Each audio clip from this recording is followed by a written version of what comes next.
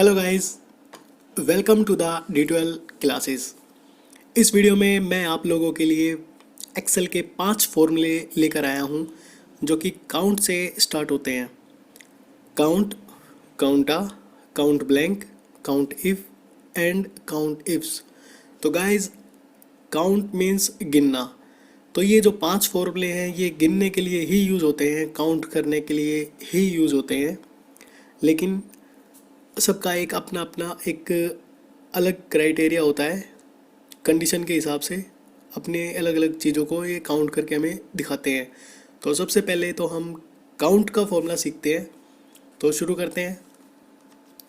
तो गाइस, यहाँ एक्सेल की सीट पर आप लोगों को 2 कॉलम्स नज़र आ रहे होंगे, जिसमें एक में सीरियल नंबर लिखा हुआ है, दूसरे में वैल्यू।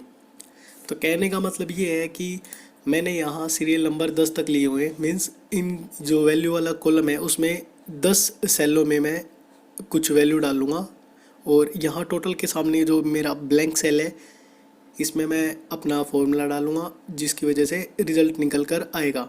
तो सबसे पहले मैं अपना यहाँ पे फॉर्मूला डाल लेता हूँ। इक्वल टू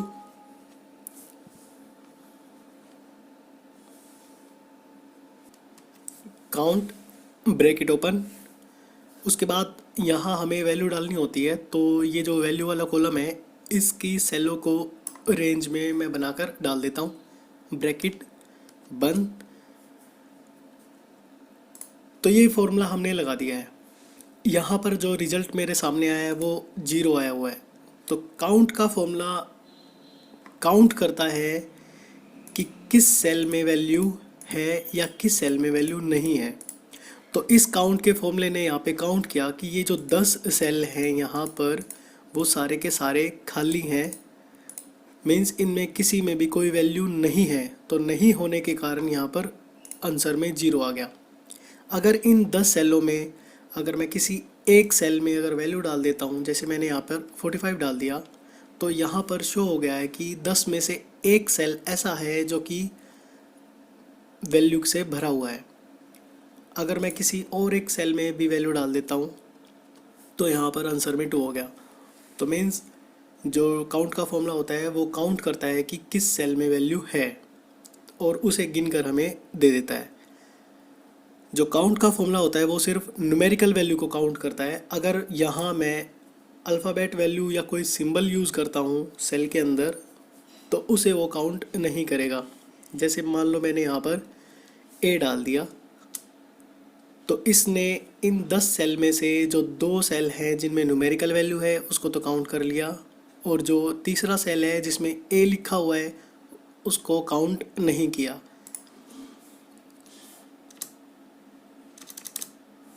इसी तरह से अगर मैं यहाँ पर कोई और न्यूमेरिकल वैल्यू डाल देता हूँ तो उसे वो काउंट करके मेरे को दे देगा। तो यहाँ पर 10 में से 3 सेल ऐसे हैं जिनमें न्यूमेरिकल वैल्यू है जिसको इसने काउंट कर लिया, बाकी ये किसी और चीज़ को काउंट नहीं करेगा। तो अब आगे बढ़ते हैं नेक्स्ट फॉर्मूले पर। तो गाइस, अगला फॉर्मूला है काउंटा। सेम वही चीज़, 2 कॉलम है, सीरियल नंबर, वैल्यू। तो टोटल के सामने मैं यहाँ फटाफट से फॉर्मूला टाइप कर लेता हूँ। तो यहाँ पर काउंटा टाइप करने के बाद ब्रैकेट ओपन करेंगे, वैल्यू में सेम अपनी रेंज को डाल देंगे। यहाँ पर मैंने वैल्यू वाले कॉलम से 10 सेलों की रेंज बनाकर डाल दी है, ब्रैकेट कर देंगे बंद। अब आप लोगों को यहाँ पर फिर से दिखा होगा कि आंसर में 0 आया हुआ है। तो काउंटा का फॉर्मूला भी उन सेलों को काउंट करता है जिनमें वैल्यू है। तो फिलहाल इसने देखा कि इस 10 में से किसी भी सेल में वैल्यू नहीं है, नहीं होने के कारण यहाँ पर आंसर 0 आ गया।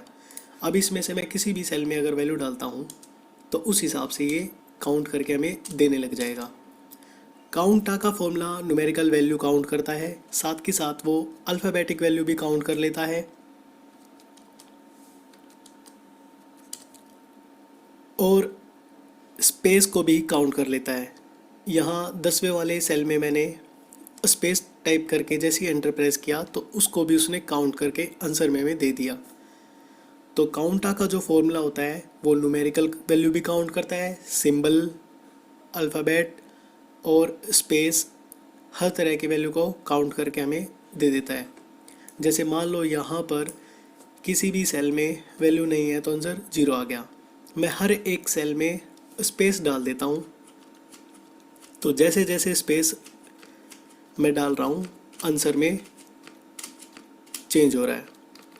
तो यहाँ हमें वैसे तो दिख रहा है कि भी खाली है सेल, लेकिन यहाँ पे स्पेस है, तो काउंट का फॉर्मूला स्पेस को भी काउंट कर देता है। तो अब बढ़ते हैं अगले वाले फॉर्मूले पे। तो बात करते हैं काउंट ब्लैंक फॉर्मूले की। तो टोटल के सामने यहाँ पे फिर से हम अपना फॉर्मूला टाइप कर लेते हैं, equal to COUNT blank, bracket open करने के बाद हम अपनी रेंज को डाल देते हैं, इन 10 सेलों की रेंज को डाल देते हैं, ब्रैकेट कर देंगे बंद।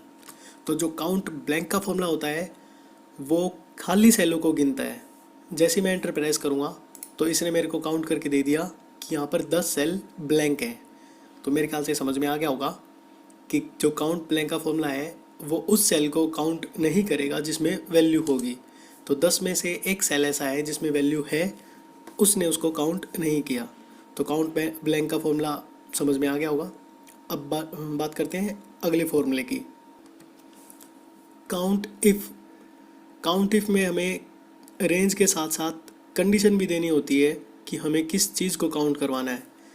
तो सबसे पहले तो मैं यहाँ पे फॉर्मूला लगा लेता हूँ, equal to count if bracket open. उसके बाद हमें रेंज देनी होती है बिल्कुल पहले वाले फॉर्मूले की तरह से। मैंने यहाँ पे 10 सेलों की रेंज को बनाकर डाल दिया है। अब यहाँ पर हमें कॉमा लगाकर कोई भी वैल्यू डालनी होती है जिसे हमें काउंट करवाना है। तो जैसे मैं यहाँ पर 5 डाल देता हूँ, ब्रैकेट कर दी बंद और एंटर। तो इसने हमें दिया आंसर में 0। मैं पहले वाले सेल से कोई भी वैल्यू डालनी शुरू कर देता हूँ। तो आप लोगों को नज़र आ रहा होगा कि वैल्यू डालने के बाद भी आंसर में 0 है। क्यों? क्योंकि इसमें से किसी भी में भी वैल्यू में 5 नहीं है। जैसे मैं 5 डाल के एंटर प्रेस करूँगा ये काउंट कर लेगा। तो जो काउंट इफ़ का जो फॉर्मूला होता है वो कंडीशन के हिसाब से काउंट करता है कि हमें किस चीज़ को काउंट करवाना है। तो फॉर्मूले को दोबारा से ओपन कर लेते हैं, F2 की प्रेस करेंगे, फॉर्मूला ओपन हो चुका है। तो यहाँ पर रेंज तो हमारी इन 10 सेलों वाली होगी, और कोमा लगाकर जो मैंने यहाँ पे कंडीशन दी है कि भी 5 को काउंट करवाओ, तो 5 को काउंट करवा रहा है। अगर मैं यहाँ पर 4 डाल देता हूँ और फिर एंटर प्रेस करता हूँ तो यहाँ पर आंसर में आपकी बार 0 आ गया, क्योंकि इसने इन 10 सेलों में से 4 को काउंट किया है, जो कि 2 बार है, पहली बार यहाँ और दूसरी बार यहाँ। अगर हर एक सेल में यहाँ पे 4 होता तो ये उस हिसाब से हमें काउंट करके दे देता। 4 के अलावा अगर मैं कुछ और भी डालता हूँ तो ये हमें उसको काउंट करके नहीं देगा।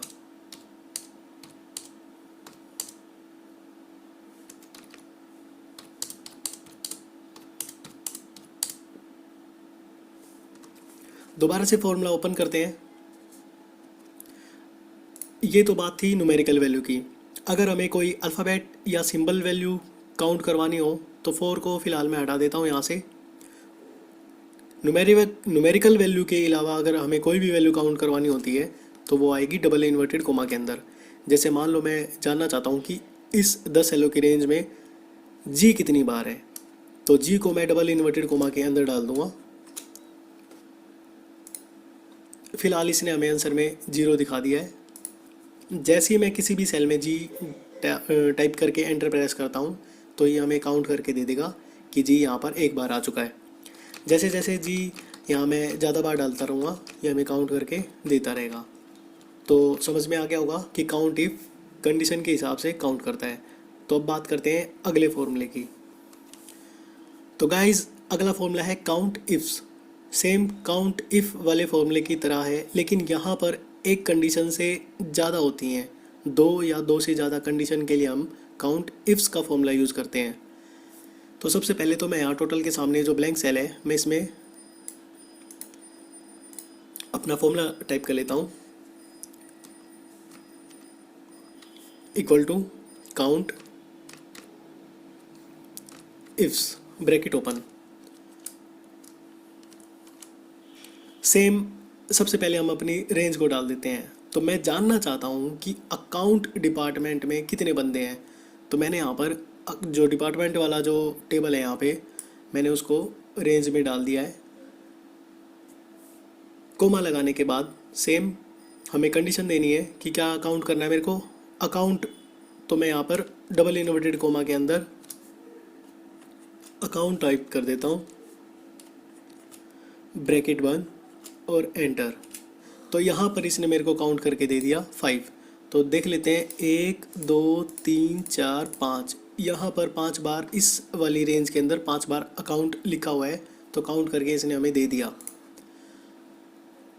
अब मैं ये जानना चाहता हूँ कि अकाउंट डिपार्टमेंट में जो बंदे हैं दिल्ली में से कितने हैं। तो दोबारा से मैं इस फॉर्मूले को ओपन कर लेता हूँ। अब यहाँ कोमा लगाने के बाद हम दोबारा से रेंज देंगे। तो रेंज में हमें वो रेंज देनी पड़ेगी जिसके हिसाब से अब मेरे को आंसर चाहिए। तो ये तो हो गया हमारा डिपार्टमेंट वाला। अब मेरे को एड्रेस के हिसाब से काउंट करना है। तो मैं एड्रेस वाले इस सेलो की रेंज को डाल देता हूँ। कोमा लगाने के बाद डबल इन्वर्टेड कोमा के अंदर मैं दिल्ली टाइप कर दूंगा, ब्रैकेट बंद कर देंगे डबल इन्वर्टेड कोमा लगाने के बाद। तो यहाँ पर इसने हमें टाइप करके दे दिया आंसर में 3। तो account Delhi 1, account Delhi 2, account Delhi 3। तो कहने का मतलब ये है इस फॉर्मूले ने इसने काउंट करके दे दिया कि अकाउंट डिपार्टमेंट में बंदे तो टोटल 5 हैं लेकिन दिल्ली वाले 3 हैं। अब मैं जानना चाहता हूँ कि भाई जो एक डिपार्टमेंट और है ड्राइवर का, तो यहाँ हमें अकाउंट वाले सेक्शन में ड्राइवर टाइप करना पड़ेगा। तो यहाँ ये हमें फॉर्मूला बताएगा कि ड्राइवर दिल्ली से कितने हैं। जैसे मैं एंटर प्रेस करूँगा तो फिलहाल इसने मेरे को आंसर में दे दिया 0। तो ड्राइवर यहाँ पर एक पटना से है और एक जयपुर से है। तो यहाँ पर आंसर में 0 आ गया। अगर जैसे ही कोई ड्राइवर दिल्ली से हो जाए, मैं यहाँ पर जयपुर की जगह दिल्ली टाइप कर देता हूँ, तो आंसर में फटाक से यहाँ पे 1 ऑटोमेटिक चेंज हो जाएगा। अगर मैं जानना चाहता हूँ कि भी टीचर कितने हैं, तो यहाँ हमें बार बार फॉर्मूले के अंदर एडिटिंग करनी पड़ेगी। तो हम यहाँ पर ये जो ड्राइवर जो हमने यहाँ पे टाइप कर रखा है या दिल्ली हमने टाइप कर रखा है, इसकी जगह हम सेल को डाल देंगे। तो आप लोगों को यहाँ दिख रहा होगा ये डिपार्टमेंट और एड्रेस मैंने यहाँ पे लिख रखा है जिनके नीचे ब्लैंक सेल है। तो इस ड्राइवर वाले हिस्से को मैं हटा कर डिपार्टमेंट वाले सेल को डाल देता हूँ। सेम यहाँ पर दिल्ली को यहाँ से हटाकर एड्रेस वाले सेल को डाल देता हूँ, एंटर। फिलहाल आंसर में 0 आया है क्योंकि यहाँ यहाँ पर कोई वैल्यू है ना यहाँ। तो डिपार्टमेंट वाले में मैं यहाँ पर वैल्यू डाल देता हूँ, मैं डाल देता हूँ अकाउंट। तो ACC मैंने इस तरह से डाल दिया। अब एड्रेस मैं जानना चाहता हूँ कि भाई पटना से कितने हैं। तो यहाँ पर PATNA मैंने वहाँ पे स्पेलिंग देकर डाल दिया। तो टोटल में आंसर में आ गया 1। तो देख लेते हैं अकाउंट डिपार्टमेंट से सिर्फ एक ही बंदा है जो पटना से आता है। मैं जानना चाहता हूँ कि गुजरात से कितने आते हैं। तो यहाँ पर मैं गुजरात सिंपल टाइप कर दूँगा। तो यहाँ पर भी गुजरात एक ही बंदा है। मैं जानना चाहता हूँ कि भाई टीचर कितने हैं जो गुजरात से आते हैं। तो टीचर नहीं है। मैं जानना चाहता हूँ कि टीचर कितने हैं जो जयपुर से आते हैं।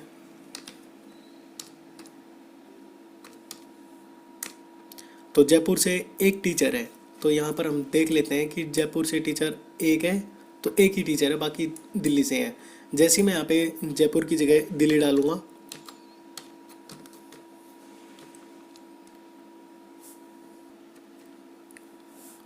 एंटर प्रेस करने के बाद यहाँ पे आंसर में आ गया 2, क्योंकि जो टीचर हैं 2 ऐसे टीचर हैं जो दिल्ली से आते हैं। तो मेरे ख्याल से समझ में आ गया होगा। अगर हमें फॉर्मूले में एडिटिंग नहीं करनी तो इस तरह से हम अपना सेल को डाल देंगे। तो मेरे ख्याल से आप लोगों को फॉर्मूला अच्छे से समझ में आ गया होगा। Thank you.